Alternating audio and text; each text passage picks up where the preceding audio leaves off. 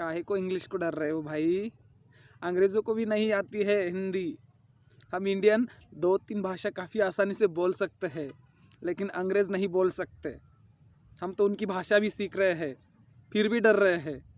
अगर उनकी तुलना में देखा जाए तो हम उनसे काफ़ी आगे हैं भाषा के लेवल में। यस फ्रेंड, मैं आप लोगों को बताना चाहता हूँ कि कोई भी भाषा हो या कोई भी डर हो, हम उसको किस तरह से हल कर सकते हैं। दोस्तों, आपको अगर अंधेरे में जाने का डर है, सुनिएगा, आपको अगर अंधेरे में जाने का डर है तो वो डर कभी नहीं जाएगा जब तक आप अंधेरे में नहीं जाओगे। आपको अगर अंधेरे का डर मिटाना है तो आपको बार बार उस जगह पे जाना होगा जहाँ पर आपको जाने को डर लगता है। पानी में उतरने का डर है तो आपको बार बार पानी में उतर कर उस डर को भगाना होगा। बचपन में हम साइकिल से गिरने से डरते थे, चलने से डरते थे, हर एक चीज़ में डरते थे, लेकिन हम उस डर को छोड़ा नहीं। हमने उस डर के ऊपर भी मात की। ठीक उसी तरह से आपको भी इंग्लिश के बारे में करना है फ्रेंड। अगर आप भी इंग्लिश में बोलने के लिए डर रहे हो तो वो डर कभी जाने वाला नहीं है। जब तक आप इंग्लिश में हमेशा प्रयास नहीं करोगे, कोशिश नहीं करोगे, बोलते रहो, जब तक आप सफल नहीं होते, बोलते ही रहना है। डरना बिल्कुल नहीं है। डर किस बात का है दोस्तों? आप उन्हीं लोगों से डरते हो ना जो आपको जज करने वाले हैं, जो आपकी इंग्लिश पर हंसने वाले हैं। तो हंसने दो दोस्तों, लेकिन डरो मत। गांधी जी ने कहा था डर ही सबसे बड़ा डर है, और आज डर को ही डराना है, लेकिन हमें डरना नहीं है। इंग्लिश काफ़ी आसान भाषा है, लेकिन कुछ ऐसे टीचर लोगों के वजह से, बिल्कुल फ्रेंड, आपको इंग्लिश नहीं आती है, इसके वजह से आप जितने जिम्मेदार हो उतने ही आप लोगों की टीचर भी जिम्मेदार है, क्योंकि उन्होंने स्कूल से हमें डराते डराते सिखाया है। क्या सीखा है? इंग्लिश की काफ़ी डिफ़िकल्ट है, आपको ये ग्रामर आना चाहिए, रूल आना चाहिए, ऐसा आना चाहिए, वैसा आना चाहिए, ये सेंटेंस यहाँ पर आना चाहिए। काफ़ी सारे ऐसे रूल्स लगा कर रखे हैं जिसमें हम काफ़ी कॉम्प्लिकेटेड हो चुके हैं, और अब हमें इंग्लिश में बोलने में भी डर लगता है। दोस्तों, ये सारी गलत तरीके से जो पढ़ाई हमने आज तक पढ़ी है, इस वजह से हमें इंग्लिश का आज डर लगने लगा है। बिल्कुल दोस्तों, आपको इंग्लिश को डरना नहीं है, बल्कि आपको इंग्लिश का सामना करना है। काफ़ी दौड़ कर उसका सामना करना है। ये मत सोचो कि हम गलत क्या बोल रहे हैं, सही क्या बोल रहे हैं, क्योंकि भाषा एक सिर्फ मीडियम ऑफ कम्युनिकेशन है, बोलने का एक माध्यम है। आप इसको ज़्यादा सिर पर लेकर मत घूमो। इंग्लिश बोलने वाला इंसान कभी होशियार नहीं होता है।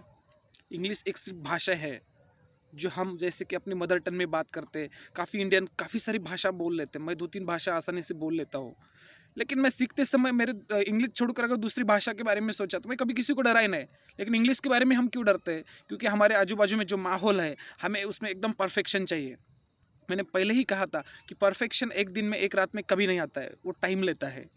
अगर आप इंग्लिश में बात करने में परफेक्ट होना चाहते हो, या फिर आपके दिमाग में एक क्वेश्चन आता होगा, जिस दिन मैं परफेक्ट बनूंगा तब मैं इंग्लिश में जाकर बोलूँगा। तो दोस्तों, एक बात हमेशा याद रखो कि आदमी जब भी परफेक्ट होता है जब वो प्रयास करता है। आप जब तक कोशिश नहीं करोगे तब तक आप परफेक्ट नहीं होगे, और बिना कोशिश के, बिना मिस्टेक के कोई भी आदमी आज तक परफेक्ट नहीं हुआ है। तो डर के बारे में मत सोचो। ये डर जो है ना, अपने दिमाग में बिठा कर रखा है, उस डर को निकालो, उसे डरो मत। जो भी हो, आपको इंग्लिश में बोलते रहना है, और इसको इम्प्रेस करने के लिए नहीं बोलना है, एक्सप्रेस करने के लिए बोलना है। आपको खुद की यूज़, आपके विचार इंग्लिश में रखना है, एक लैंग्वेज के तौर पर रखना है।